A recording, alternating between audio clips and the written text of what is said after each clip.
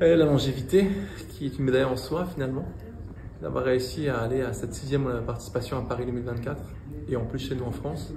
Surtout ça, c'est cette évolution que j'ai pu voir entre 2004 et 2024, entre mes premiers jeux et mes 6e jeux, de l'évolution et des prises de conscience concernant les Jeux paralympiques en général et les prises de conscience par rapport au handicap. C'est vraiment quelque chose qui a été flagrant pour moi. Et bien sûr, l'engouement qui a pris une valeur très particulière à Paris, parce qu'on était sur des territoires aussi et qu'on n'aurait pas vécu ça autrement ailleurs, bien entendu.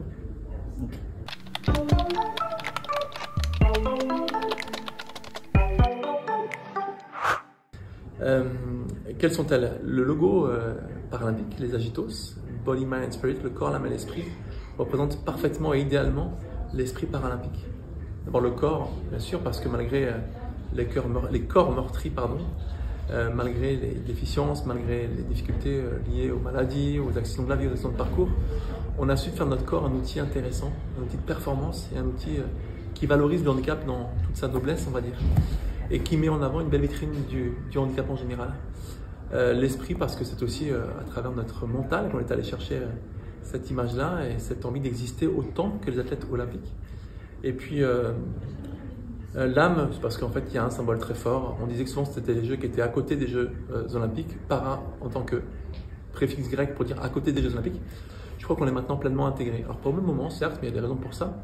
Par contre, on est pleinement intégré et on amène une visibilité et surtout un esprit, un état d'esprit et une popularité, un plaisir de fête et de célébration qui est tout à fait à l'image des athlètes olympiques, voire même plus fort encore, de par les histoires de chacun. Mais cet esprit qui nous tient vraiment à cœur, quoi. Voilà, de montrer que quelles que soient les différences, quel que soit notre handicap, que ce soit un handicap de naissance, un handicap acquis, congénital, peu importe, les athlètes sont tous performants, heureux d'être là et de participer. Cet esprit vraiment profond de l'olympisme et des valeurs du sport qui sont mises en avant en général.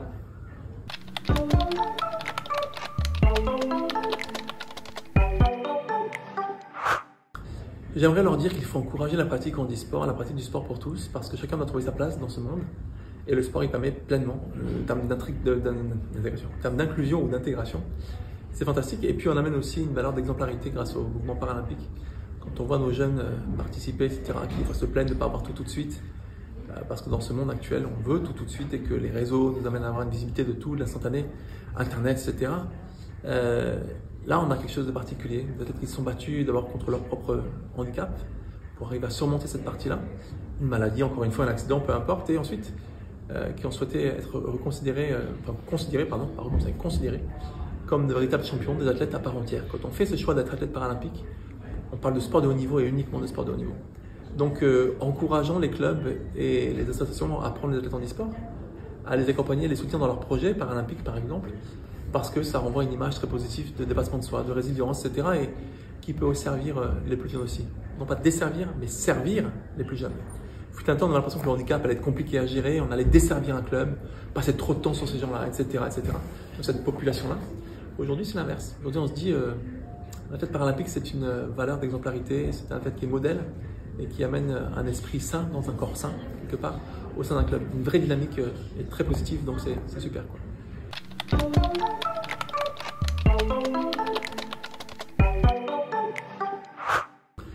Autant sur l'aspect sociétal qualitatif, il y a ces deux éléments dont j'ai parlé juste avant, que sur l'intégration des athlètes dans les clubs valides ou simplement leur pleine inclusion, de façon à ce que chacun puisse trouver sa place. Le sport, c'est d'abord une source d'émancipation, un levier social extraordinaire, mais aussi une source de santé. Alors quand on a un handicap, forcément, ça renvoie quelque chose de positif par rapport à la santé. Le sport sert à ça, c'est d'abord la santé. Donc il y a un message très fort, permettre à tout le monde de trouver un sport pour pouvoir être en bonne santé. Et après on parle de haut niveau, et l'héritage qu'on veut en faire, c'est aussi cela, quoi.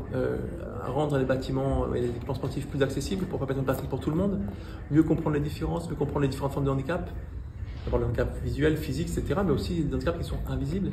Et puis ensuite, et à travers ce message-là, permettre de renforcer la place du sport en général dans notre pays. Et quand on parle d'éducation, je terminerai là-dessus, peut-être qu'il y ait enfin une place à l'école, une place de choix à l'école, et ensuite au collège, au lycée, etc. Dans ce chemin tout au long de la vie finalement. On commence à faire du sport tout petit jusqu'à ce qu'on soit senior, notamment dans mon sport en natation. Donc c'est important qu'on lui permette de trouver une vraie place, et non pas ce qu'on entend en ce moment avec les heures de PS dans le collège qui sont enlevées, etc., ou supprimées. C'est vraiment dommage. Le mouvement paralympique, le mouvement olympique, quand ils ont proposé les Jeux et Paris 2024, quand ils ont gagné cette candidature, avait vraiment cette vocation derrière, de dire on renforce la place du sport, olympique ou paralympique, parce que ce sont des activités et des outils pour la bonne santé, pour les bienfaits que ça apporte, mais aussi à travers une candidature qui a été brillante et un résultat qui est extraordinaire. Les Jeux de Paris ont été vraiment extraordinaires, olympiques ou paralympiques.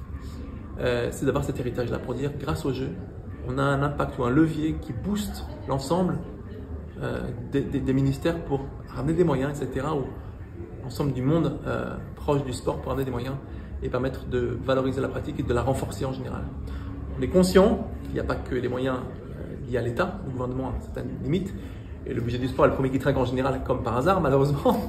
Je ne suis pas sûr qu'on investisse sur le bon endroit, mais bon, c'est un autre débat. Par contre, partenariat privé, etc., le parc de performance, tout ce qui fait que le sport rayonne aujourd'hui et que le sport est attrayant. Donc c'est vraiment quelque chose d'intéressant. Et puis pour ceux qui sont un peu aigris, qui disent oui, mais le sport, on investit beaucoup pour pas grand-chose, c'est le seul outil, c'est la seule matière qui a une croissance permanente entre 1,3 et 1,5% annuel. Les salles de sport, les salles de fitness, etc. en font partie, bien sûr. Donc ça montre quelque chose de très très pertinent. Je crois que c'est vraiment essentiel de valoriser cette place-là du sport et sur l'aspect éducation, quoi de mieux, quoi. Apprendre les échecs, apprendre à remonter un échec, à surmonter un échec, pardon, pas remonter, surmonter un échec. Voilà, puis valoriser la place de chacun dans une société, dans un ensemble de personnes, à l'école, etc., dès le plus jeune âge, qu'on arrête d'exclure les enfants, de les dispenser de sport, qu'on les intègre encore plus pleinement pour qu'ils puissent s'exprimer quand ils le peuvent, sur un aspect plus physique parfois qu'intellectuel, mais c'est un bon équilibre entre l'un et l'autre. Et puis il y a un aspect important enfin, qui est la question de l'identité. Quand on est membre d'un club, d'une école, d'un collège, on en est très fier, etc., et le logo, quand on appartient à l'équipe, quelque part ça donne du sens à notre message et à notre scolarité, donc un peu comme on voit dans les pays anglophones, aux États-Unis, les élèves sont boursiers parce qu'ils sont athlètes de haut niveau. Le sport permettra à chacun de pouvoir non seulement trouver une place, mais d'avoir réellement une place aussi dans les plus hautes études parce que ça va être un levier financier très intéressant. Voilà, donc je pense que c'est des éléments qui montrent que le sport doit avoir sa place partout et qu'on doit faire les efforts pour ça. Pas que sur le plan du financement, mais dans sa place, dans les textes de loi, etc. Légiférer le sport en permanence, quels que soient les niveaux de scolarité. L'éducation pour ça, par le sport, est juste fantastique. Le prix éthique d'aujourd'hui, Action, encore une fois, va en parler et va le mettre à l'honneur, hein, mais pour tous les aspects éducatifs et sociétaux, environnementaux, etc., le sport est un outil fantastique pour transformer la société en profondeur.